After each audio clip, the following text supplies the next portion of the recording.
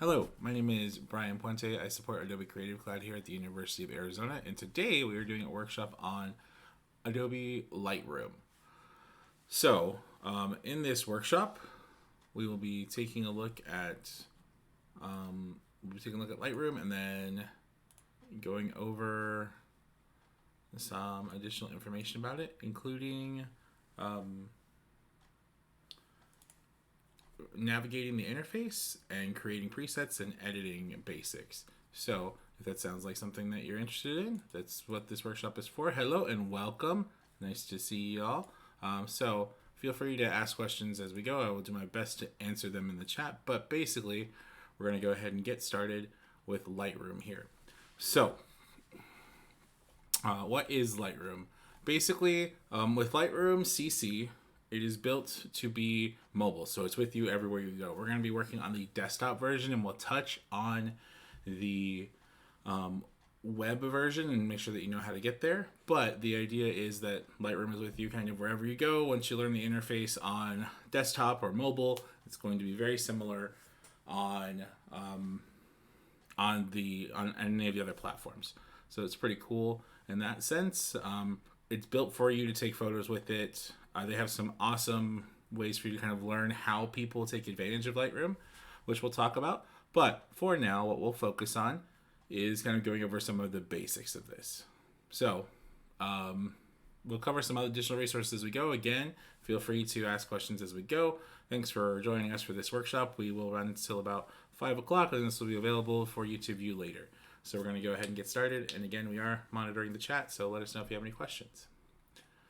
All right, so let's go ahead and jump into Lightroom and we'll get started. Okay, so once we initially get into Lightroom, go ahead and make that a little smaller there. Boom, boom. All right, cool. So once we're in Lightroom, we're greeted with this screen that shows us all of our existing photos and content like that. The home button is right here, and I can zoom in.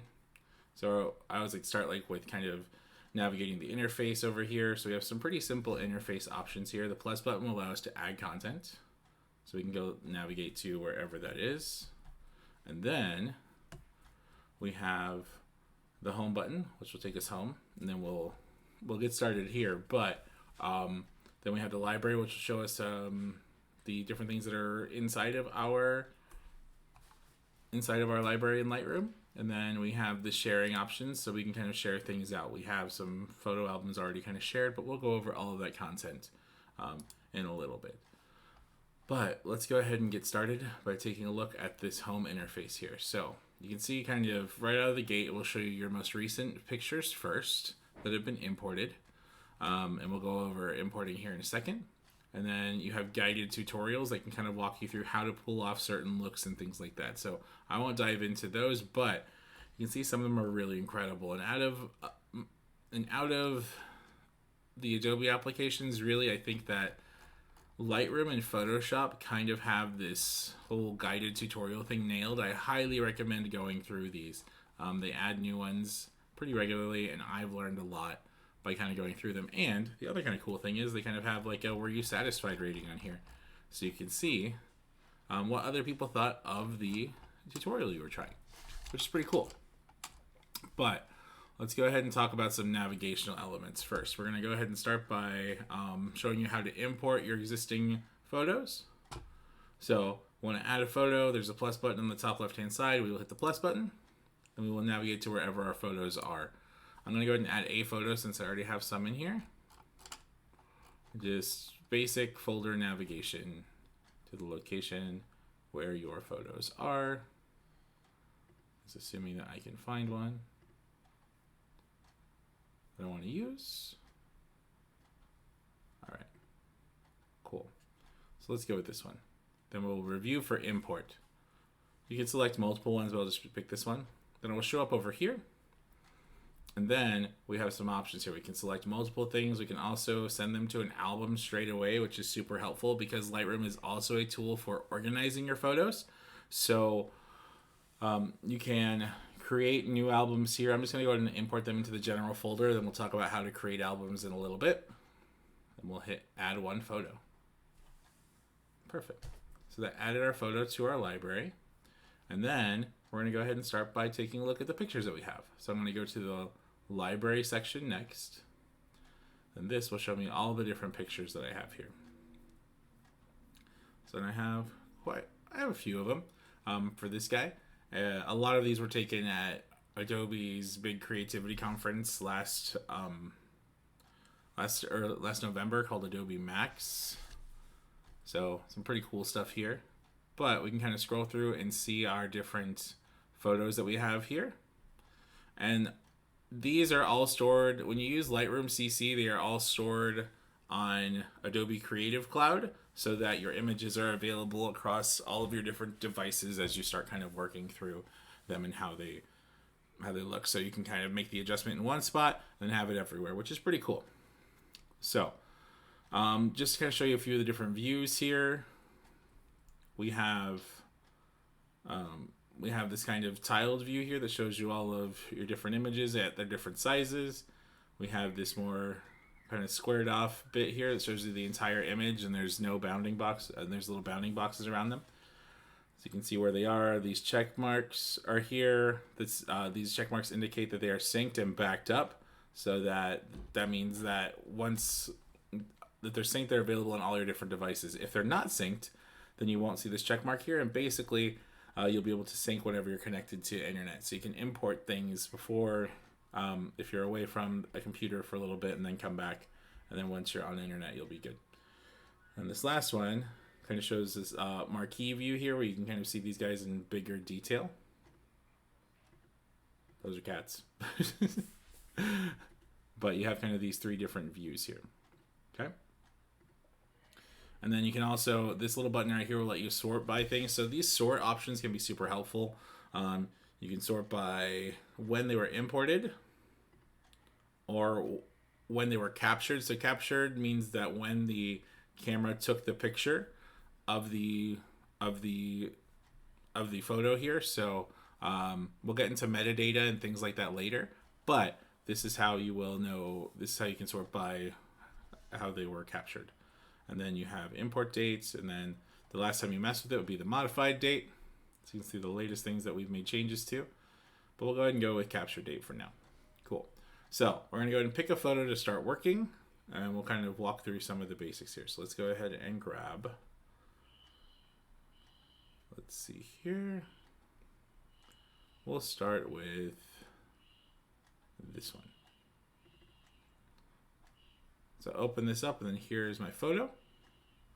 And then, so with Lightroom, we can kind of zoom in and kind of see what the picture looks like. We can pinch and pull to zoom in and out. If you're using them, let's see here. Oops. So if you scroll with the mouse wheel, then it will go to the next image. So, or swipe left and right. So we're going to go ahead and go into the edit menu and start looking at the different things that we can edit here inside of this application. So if we go to edit, we'll see a lot of different options pop down. If you've edited photos before, this should feel kind of familiar. But we're going to go ahead and get started here. So we have kind of a couple of different general sections here. With the main edit section, and on the top there's an auto button. So if you click on auto up here, that will just automatically move these sliders for us to give us a look. So let's try that out. Cool. And then, so we can see that things lightened up a little bit. But a cool keyboard shortcut inside of Lightroom, if you're on a computer using Lightroom, if you hold down the / key, it's on our standard QWERTY keyboard, it's to the immediate right of the right bracket. It will show you the original image. And then the updated one, so you kind of see where you were and where you are. That's super helpful as you're making changes to your image here. Okay, so, and again, thanks for watching, and if you have questions, please feel free to put them in the chat as we go. So we're going to go ahead and adjust exposure first. So when you're trying to brighten and darken an image, I'm going to go ahead and reset, turn off auto here so that we're back at center. So whenever you're trying to adjust how bright or dark an image is, I always like to start with exposure, because exposure attempts to mimic how a camera sets exposure so that when you darken it, It doesn't just go like completely inky black straight away. It tries to kind of preserve that range that a camera would offer you.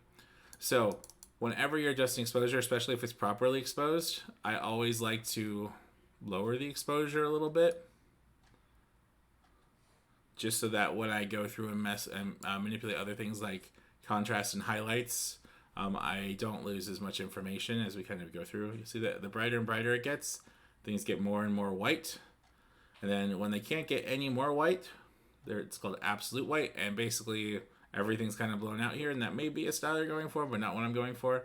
As we slide to the left, you'll see that it gets darker and darker and darker until things are black. You can still see, if we zoom in a little bit, that you can still see detail in it. It's just really dark detail.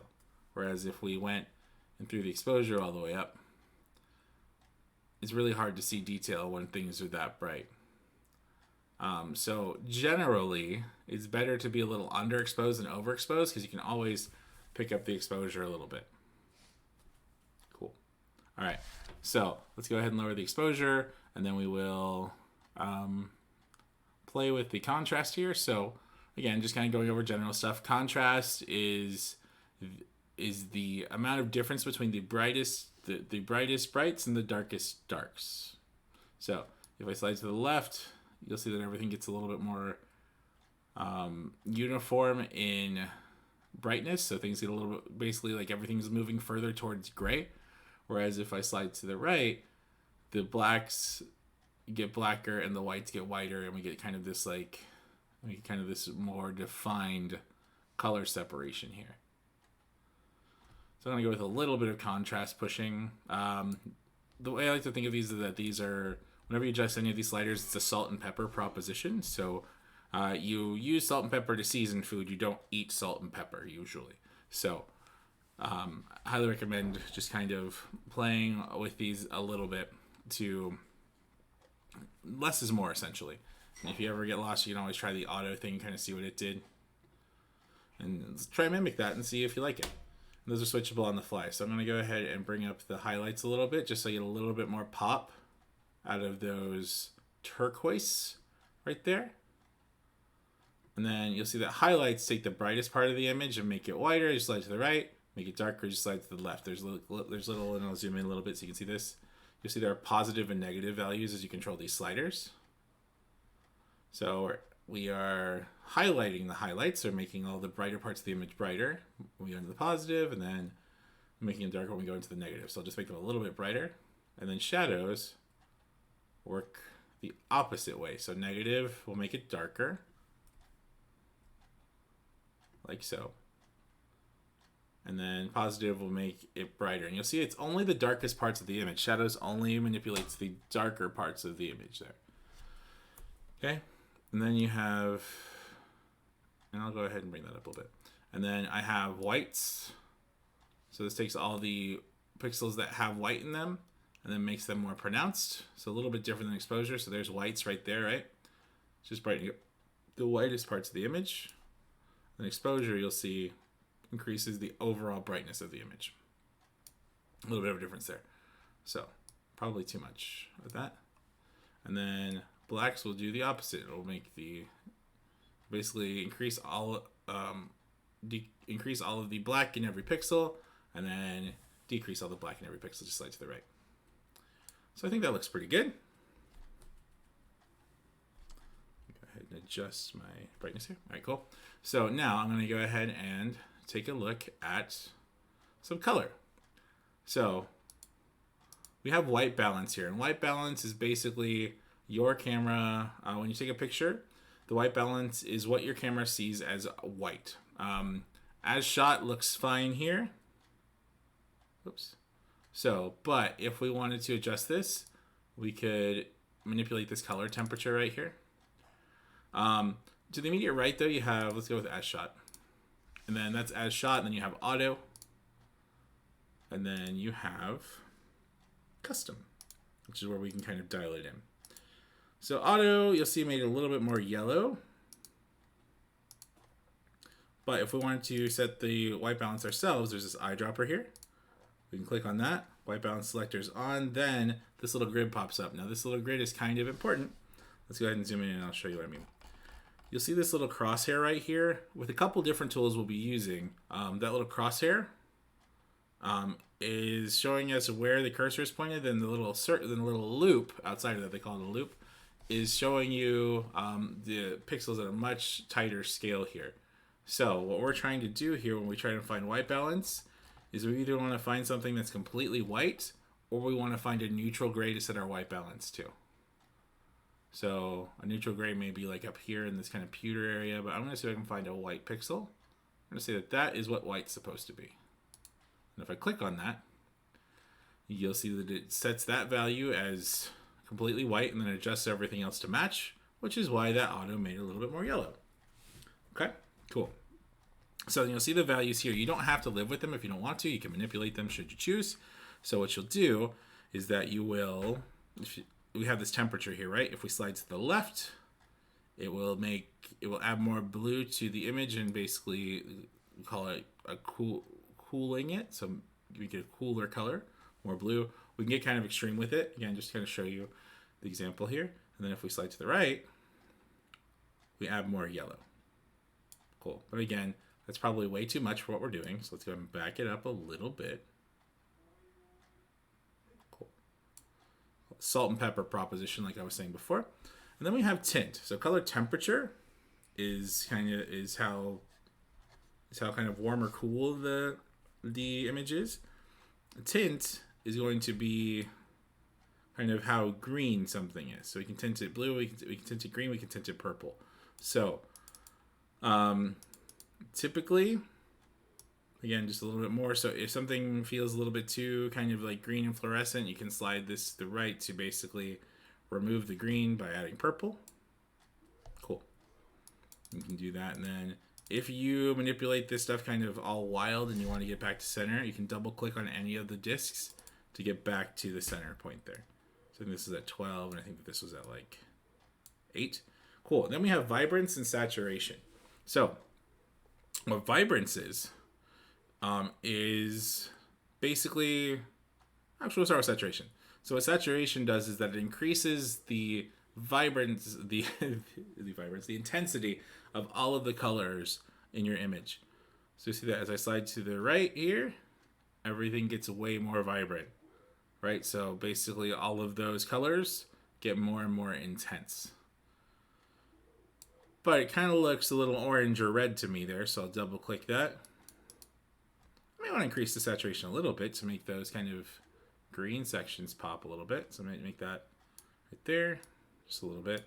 And then what vibrance will do is that it will attempt to increase the intensity of the colors in the images while attempting to preserve the skin tones. So like the reds and yellows that are in skin.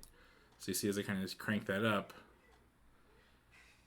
the green is getting more intense, and it's kind of fighting against the, reset saturation here, kind of fighting against the urge to increase the orange and reds in the skin. So I'll throw that up to 100 so you can see what that looks like. So there's 1, and there's 2, and you'll see that with the saturation, just that skin gets really, really red and like irritated looking. Whereas with the vibrance, it tries to kind of hold that back a little bit so it's not as pronounced.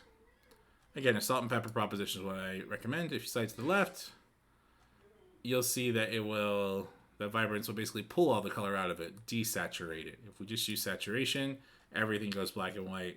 Whereas if we use vibrance, slide to the left, we still have some color in the skin. Just a little bit though, not too much. But again, just different effects you can have there. Cool.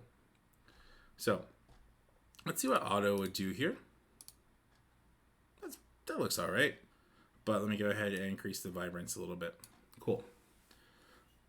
So now we have effects, and there's lots of different things we can do here. But what I want to do is I want to talk about this cool effect called split toning. So what split toning allows you to do is basically set a tone for the highlights of your image, set a tone for the shadows of your image, and then manipulate those individually. And that's a cool way to kind of get a little bit of style into your image. So if we split tone, basically you'll see shadows on the left, highlights on the right. I can pick some different colors here. So I'll pick some opposing colors just to kind of show you what it looks like. So I will take the shadows to make them all kind of red right here. And I'll take the highlights and make them kind of blue. You'll see that as I kind of crank that up and go further and further up, we get this kind of cool two-color look, which can be pretty neat. I'll play with another image here in a minute to do some more.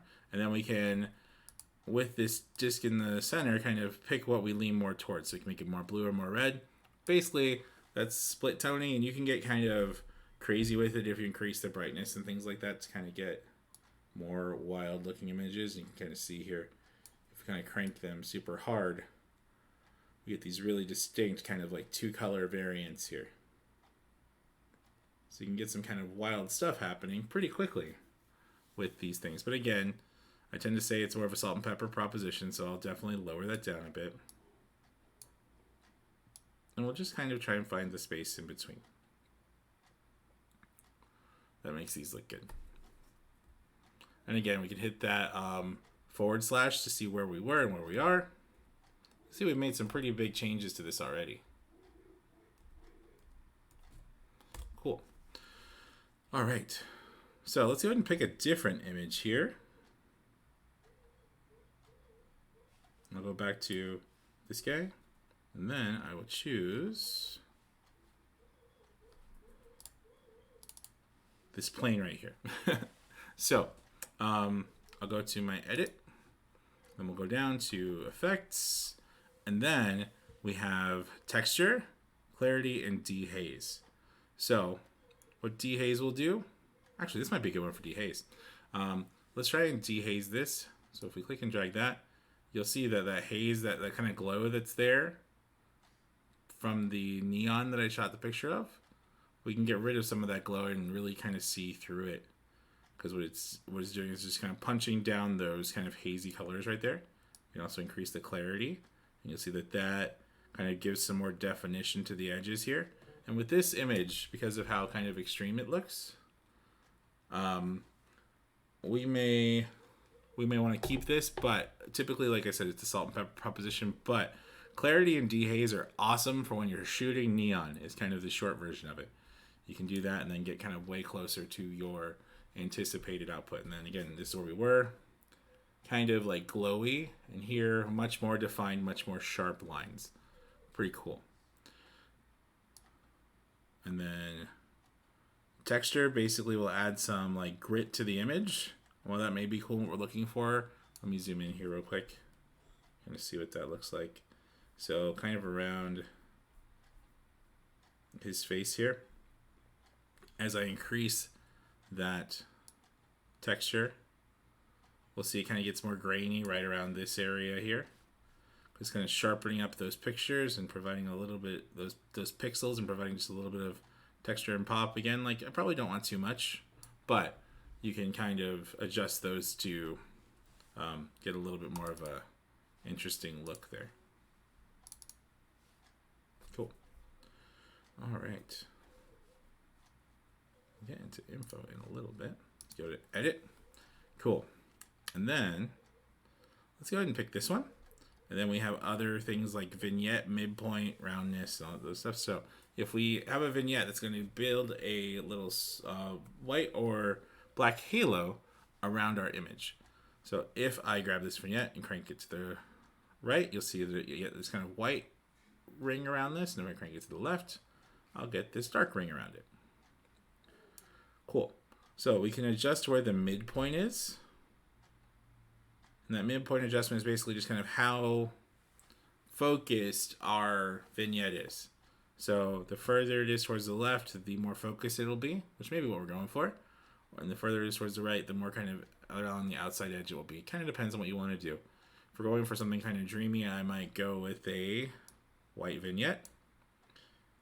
And then push that midpoint almost out of the frame. Then we can adjust the roundness of this. So let's go ahead and pull that in so you can see what that does. So the more round it is, the closer to a circle it is. The less round it is, the more it kind of hangs out around the outside edge. So if you want kind of like a rounded square like that, You will lower the roundness to next to nothing, then lower the midpoints next to nothing as well. Kind of a cool little feature there. Then we will do that. And then we can feather it. And you'll see that feather, as we increase it, increases the spread of that vignette to almost all the way across. And if we decrease it, it just makes it a hard circle. So really what this is a circle with some feathering on it to separate it out. Cool. Hopefully that was helpful. Nice. So let's go ahead and take a look at a few more of our images here. I'll go back to this view. Then let's take a look at some pictures with some architecture. I think I have a few of those. So let's try this one. Cool. So here we are. And then we're going to try out under Edit. If we scroll all the way down,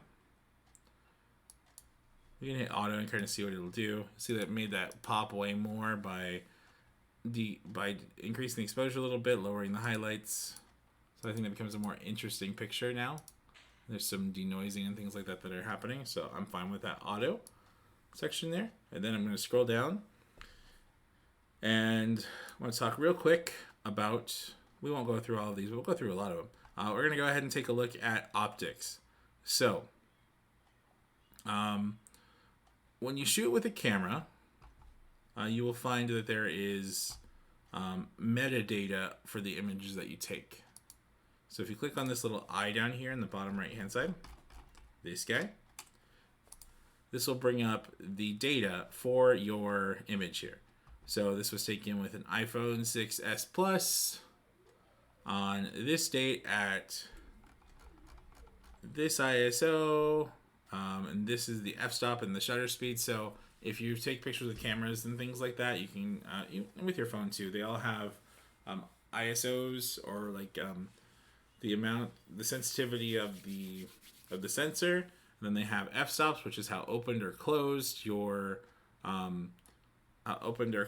aperture is. So the light that lets in, the light that's let in by the camera to take the picture, and then you have your shutter speed.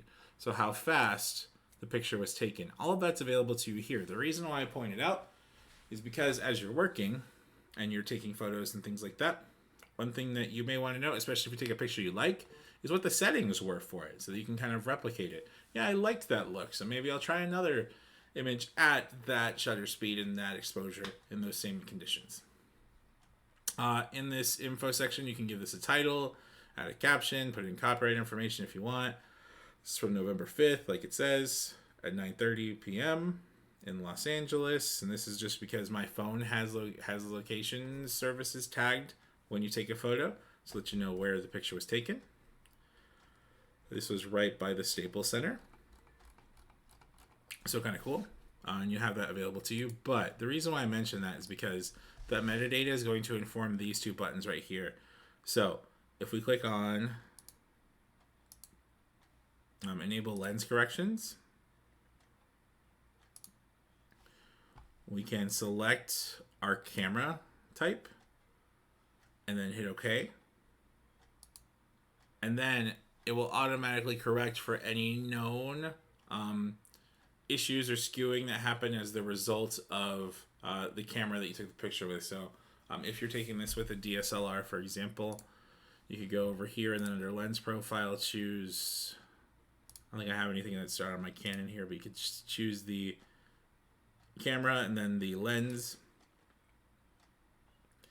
and then it will change that lens for you here. So you have a lot of different lens makes on here. So if you use Nikon or Sigma glass or whatever it is that you use, it can kind of help compensate for those things. So pretty cool. I'll go ahead and go back to this iPhone camera here, and you'll see that it has all of the newest mobile devices and things like that, and even like down to like the 3GS. I may even have the original iPhone on here somewhere. I have to look, but lots of different choices there, so you can pick one that makes sense for that camera. It tries to compensate for that. But the thing we're here for is geometry. So basically, we can tell Lightroom what straight is supposed to be, and then it will adjust our image to make these to make the image appear completely so that you're in like proper perspective for the image. And I'll show you with this one, then we'll do a building to kind of show you what it looks like. So under geometry, we have these two little guys right here. I'm going to pick this icon. Then once we do that, we will see our good friend the crosshair come back. So what we're going to do is we're going to tell it what straight is. So we will do that with these guys. So the little, I'll zoom in here to kind of show you. Remember, the little crosshair is showing you the pixels on the left hand side, and then this thing on the right is the loop, just so you can kind of further see the pixels. Okay, so I'm just going to tell it what straight is. And we don't need a very long piece, we just need a piece. So we'll say that that is straight. And we'll come over here and do the same thing on this side. Give it 2 vertical points. And then, once we do that, you'll see it straightens out this image. So now this cage is completely straight in the image. It kind of skews everything left. So if you took something that was kind of off angle and you wanted it to be straight, this is how you would compensate for that. And again, you can use that key right there to see where we were and where we are. Kind of cool.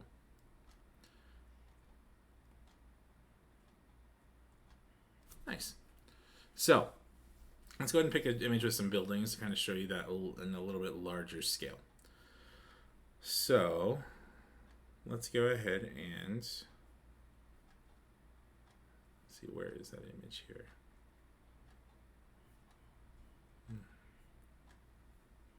Right, one moment. Let me find it. I want to really like, so there we go. That's the one I want to work with. So here we have a little bit better example of like some vaulting in the buildings and things like that. But we're taking this kind of, say you're taking this as you're walking across the street, and this isn't a good interpretation of what straight looks like on the buildings. We can fix that. So if we go to the edit menu over here, let's go ahead and grab that geometry tool again. Make sure that's enabled, and then our loop shows up. On mobile devices, it's a little, basically you just tap where you want it to go, and then the loop shows up when you click and start dragging. So what we're going to do, click on this first one, draw a line here. We're just going to follow this pixel kind of down so that that is straight. And if we made a mistake like I did right there, we can click on this, then press delete to remove it. Gives you this neat little whoosh sound effect. Then you're good to keep going. All right, so let's try this again. We'll go and say that this, and we'll connect this over here. Keep the line straight. And we need 2 points for this to work. So let's go ahead and pick another one that's on the same plane here. So I'll choose this side. Then that's straight. And then again, we'll zoom out. And then we'll see that it was kind of leaned in towards us previously. Now it's a little bit more straightened out, which is pretty cool. So there we go. Perfect. Alrighty. So hopefully those things made sense and were helpful. Let's go ahead and move on to some of the other things that are here, though, because we have quite a bit still left to cover. So we're going to go ahead and stay with this image here. So these are kind of the basic edits that we can do. Now we're going to go over some of the other kind of panes we have here. Go ahead and switch over to crop. Then once we crop, we have these framings here. So in the crop menu, we can set exactly how we want it to crop. We can have it set to the original aspect ratio. We can do 1:1, 4:5, 5:7, 2:3, and then we can also adjust and manipulate some other pieces here. So if we lock this guy here, we can crop and maintain the same aspect ratio. Kind of have a very different picture if we do this than if we did the thing before, but you'll see that it's still the same ratio there. So If you're posting to something like Instagram or what have you, you may want to set the ratio to 4:5 because I think that that's what they accept as kind of their maximum width and height ratio there. We can lock that ratio, and then once we crop, we can know that once we post to Instagram, it's going to be in that aspect ratio in a way that makes sense for that image. We also have rotate and flip options, and then once we're done there, we can click away and we're good to go. And it maintains that new crop. Now, if we wanted to come back and make changes to that, we can go back to the crop here. And then this is a non-destructive way to edit. So we can always come back and change the size of that crop. Super easy. Cool. All right. And then we have this straighten function here. It's set to auto, but if we wanted to straighten this image out, we could do that. But it's pretty straight already, thanks to that previous thing we did. We can also flip an image or rotate it 90 degrees, however we want to work it. So make sure that we were aware of that. And then let's go ahead and talk a little bit. We'll pick a different image here about the healing tool. So let's find an image here that we want to work with.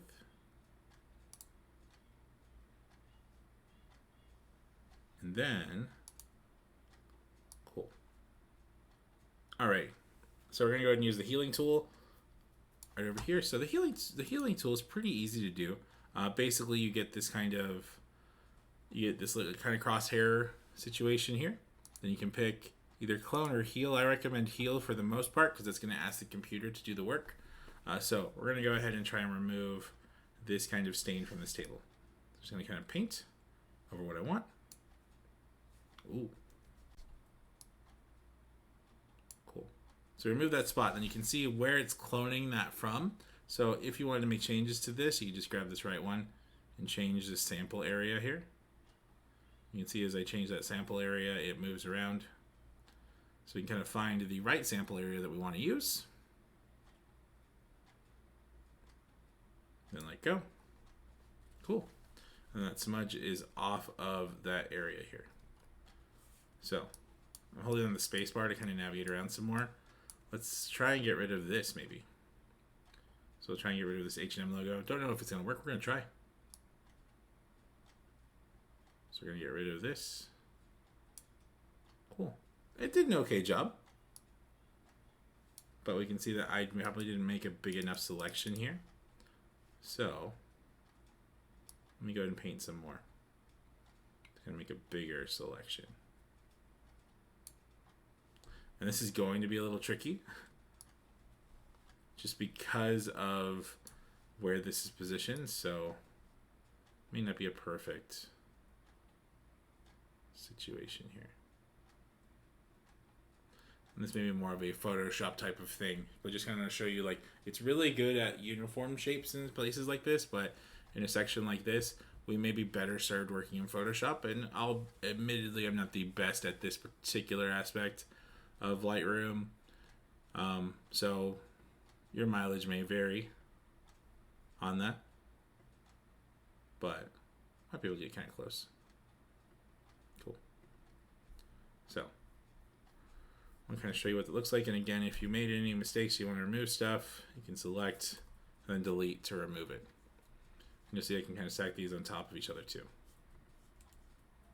And just select it and remove. Cool. All right. So that's the healing brush tool.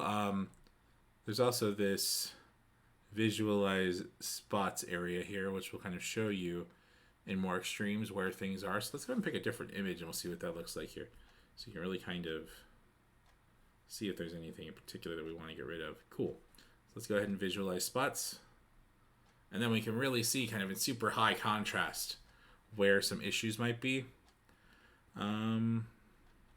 Let's see.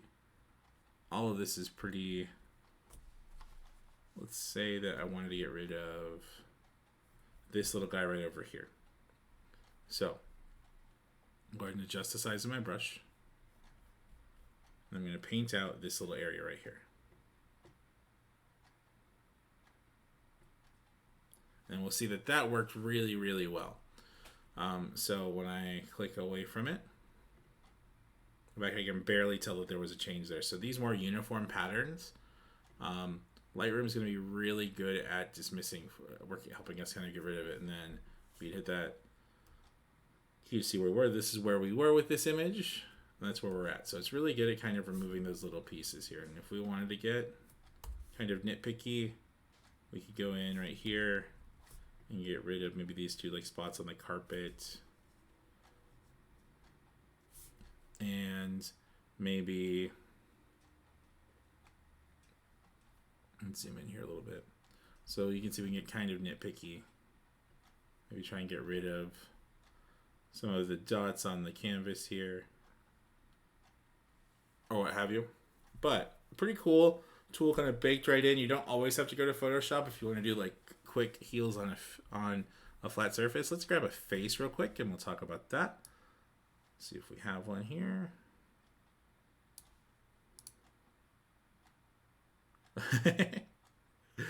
So this is pretty cool.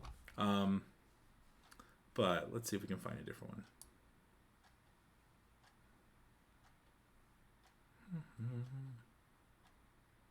Okay. So let's go here. Yeah. So if we wanted to spot heal brush any of these plant leaves and things like that, we could do that there. But hopefully get the idea of kind of how the spot healing brush works. Let's go ahead and we will go with the brush set here. So we can use the brush to set up specific regions that we want to color or make changes to. This leaf, I think, will work really well for this example. So we'll set the brush size first. You can use the bracket keys on your keyboard right next to the P key. Size up and size down. And then I'm going to go ahead and zoom in a little bit. Just a little pinch and pull there.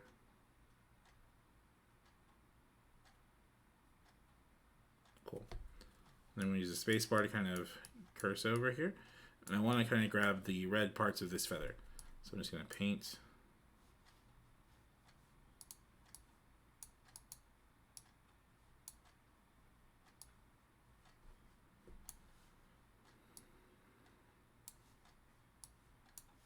Okay.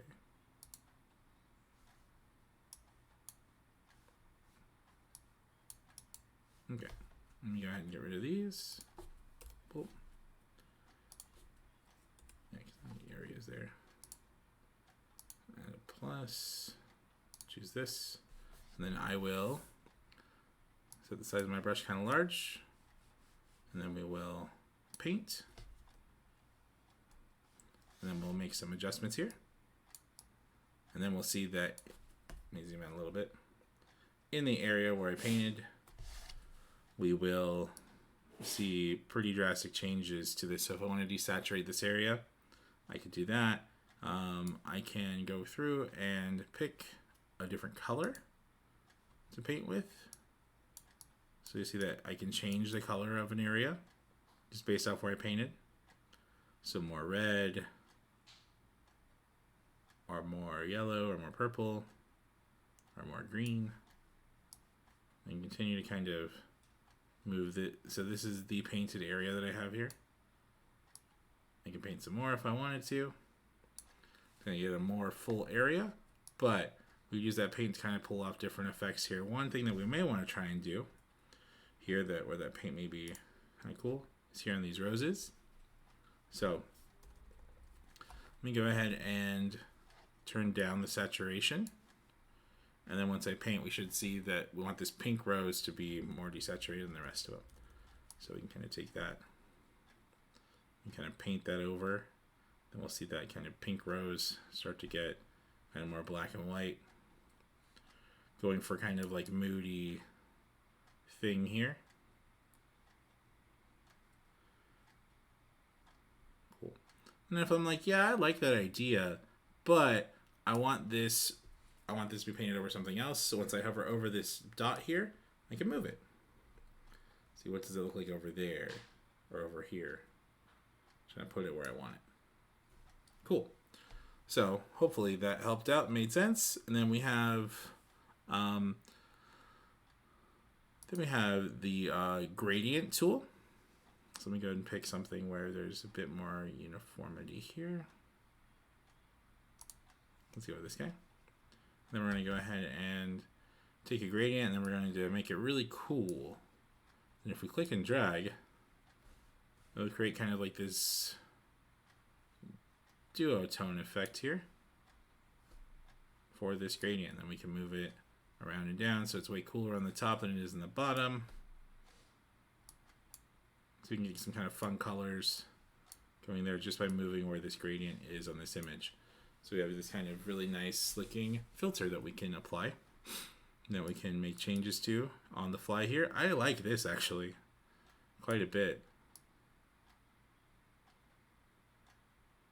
It's kind of blue, and then we can even increase or decrease the contrast so that it's more contrasty on the top than it is in the bottom. We can do that for exposure as well. So if we want it to look like it was way more sunny, you see those kind of lines from the structure above her head.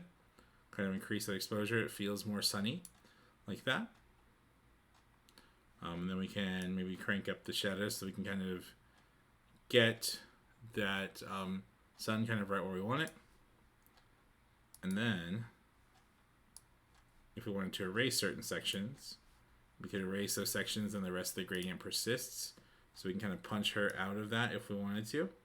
We could get some kind of wild things going here, just with a few kind of slides. So I really like this image here. I think it's pretty cool.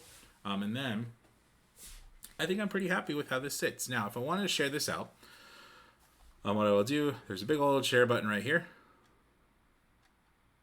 You can share, and then we can export out in whatever size we want.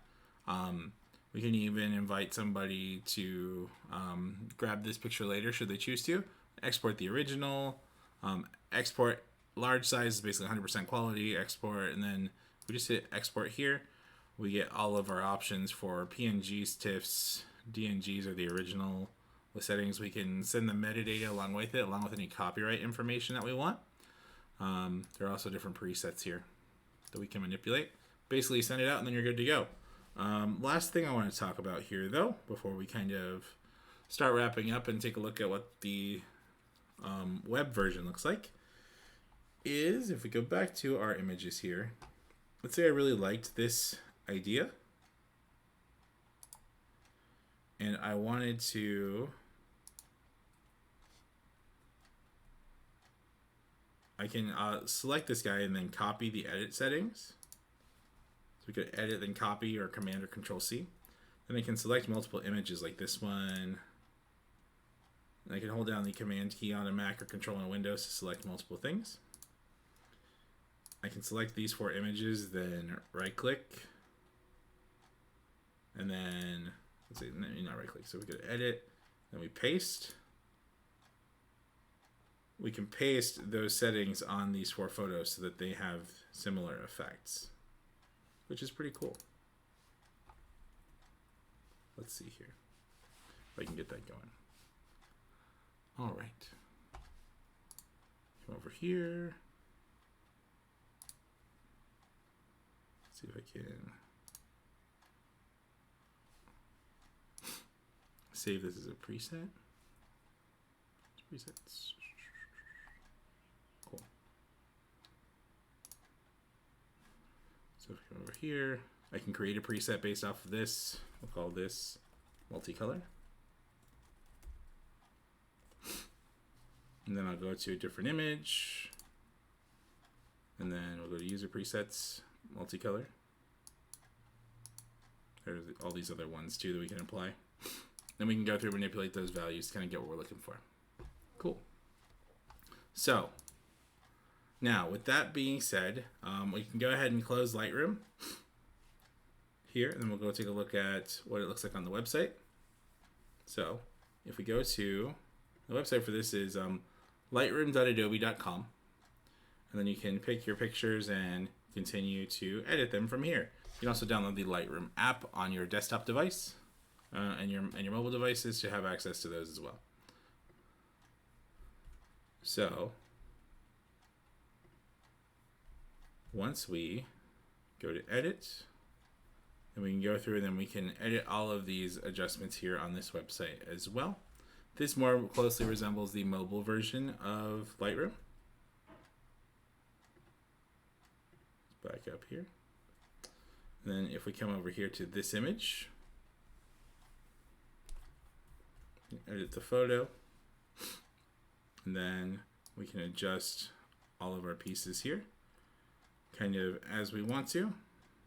And then once it saves as the website as we go, so we can kind of always grab it. Now the kind of cool thing, the reason why I really like this Lightroom CC is the ability to be able to manipulate stuff basically wherever you're at.